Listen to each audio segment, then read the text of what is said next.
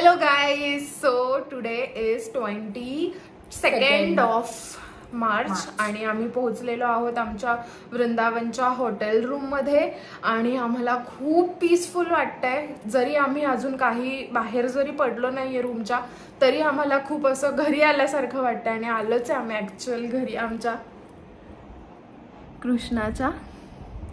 तो पण खूप खुश आहे, त्याच्या चेहऱ्यावर पण अशी मस्त स्माइल आहे. तर आता आम्ही आलो 1:30 वाजता आणि त्यानंतर आम्ही लंच केलं आणि थोडंसं रेस्ट पण करायला नाही मिळालं आम्हाला कारण की आम्ही 1:30 वाजता आलो.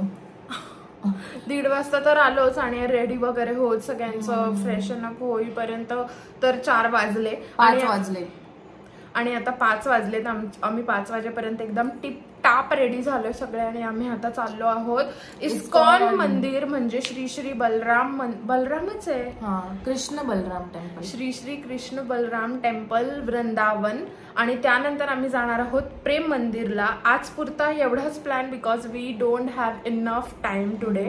तर उद्या सकाळचा काय प्लॅन असेल ते उद्याच कळेल. आणि आता आम्ही निघतोय रूमच्या बाहेर, तर I'll keep you updated.